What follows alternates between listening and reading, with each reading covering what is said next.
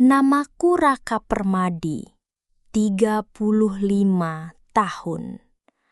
Sejak mahasiswa, aku terobsesi dengan budaya Jawa kuno, terutama sisi gelap dari kesenian tradisional. Aku bukan hanya peneliti biasa. Aku tertarik pada apa yang disebut orang-orang sebagai seni terlarang.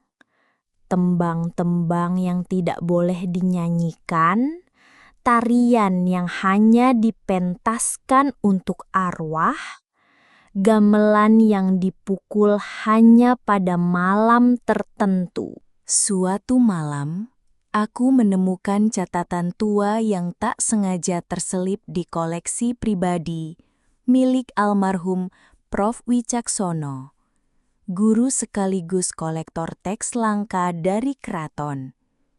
Di dalamnya tertulis tentang tembang yang hanya dikenal oleh para sinden kerajaan zaman Mataram lama. Disebut tembang Tirta Suci. Lagu ini, menurut legenda, dapat memanggil roh-roh leluhur yang tertidur dan menyingkap tabir antara dunia orang hidup dan mati. Nama yang tertera sebagai satu-satunya pewaris lagu ini, Mbah Sri. Sinden terakhir dari desa Karangjati, sebuah dusun terpencil di kaki Gunung Lawu yang konon telah tertutup dari dunia luar. Sebagai peneliti, aku tak bisa menolak kesempatan langka ini.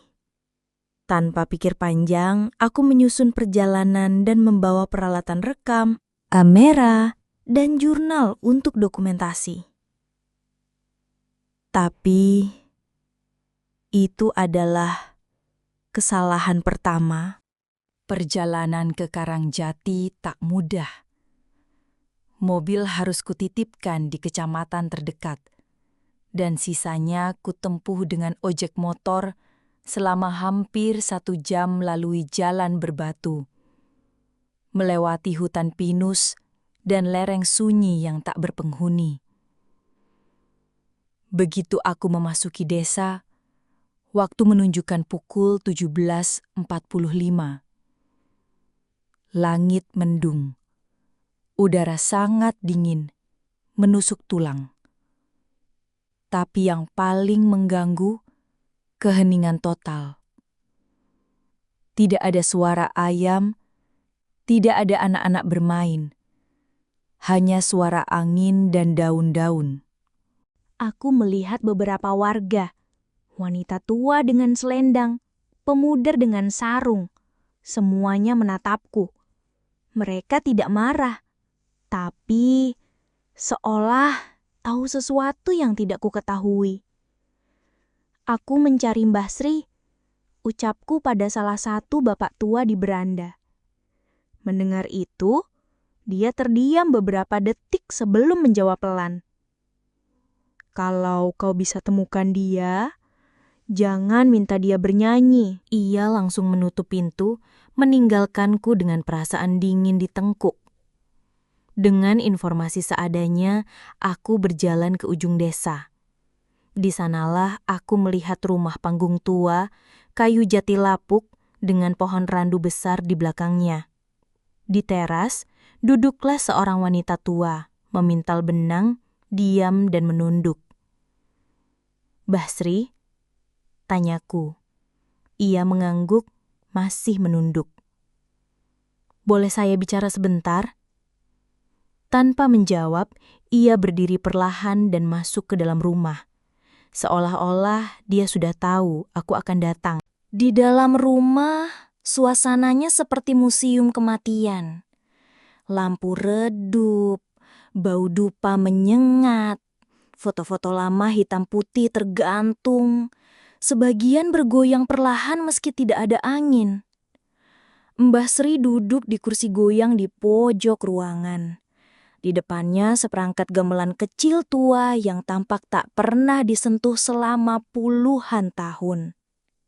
"Kau ingin mendengar tembang itu?" Iya, Mbah. Saya hanya ingin mendokumentasikan. Tidak akan disebarkan tanpa izin. Dia menatapku, lalu tersenyum samar. Senyum yang lebih dingin dari kematian. Dia menyalakan sebatang dupa, memejamkan mata, dan mulai menembang. Suara itu lembut tapi penuh getaran.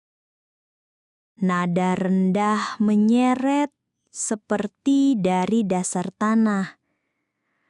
Mataku perlahan berat. Kepalaku terasa berdengung. Lalu suara gamelan mulai terdengar, meski tidak ada yang memainkannya.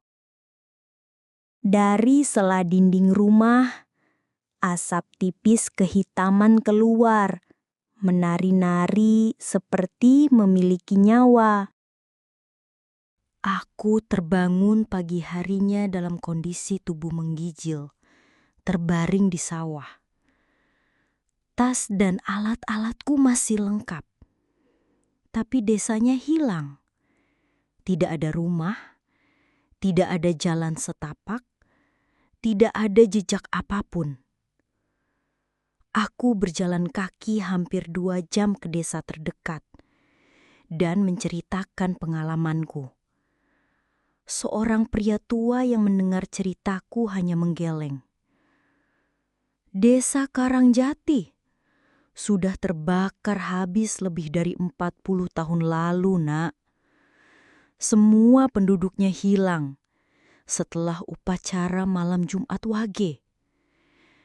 Ada sinden tua katanya. Dia menyanyikan lagu terlarang untuk membangkitkan leluhur. Tapi yang bangkit bukan leluhur. Yang datang adalah penghuni lawas Gunung Lawu. Aku tidak percaya. Aku menunjukkan rekamanku. Di rekaman itu hanya ada suara erangan, jeritan, dan bunyi gamelan kacau. Tidak ada lagu, tidak ada suara Mbah Sri. 3 bulan berlalu. Aku mencoba menjalani hidup normal. Tapi setiap malam, jam 2 pagi, aku mendengar suara tembang itu. Kini mataku mulai memburuk, sering berdarah. Kadang aku mendengar suara-suara dalam bahasa Jawa kuno, memintaku untuk melanjutkan lagu. Aku tahu, aku telah terkena kutukan. Dan kutukan ini tidak berhenti sampai seseorang menggantikan tempatku. Jadi jika kau membaca ini, jangan pernah minta sinden tua menyanyikan lagu kuno yang dilarang. Beberapa lagu bukan untuk manusia, dan beberapa suara jika sudah terdengar tidak akan pernah pergi.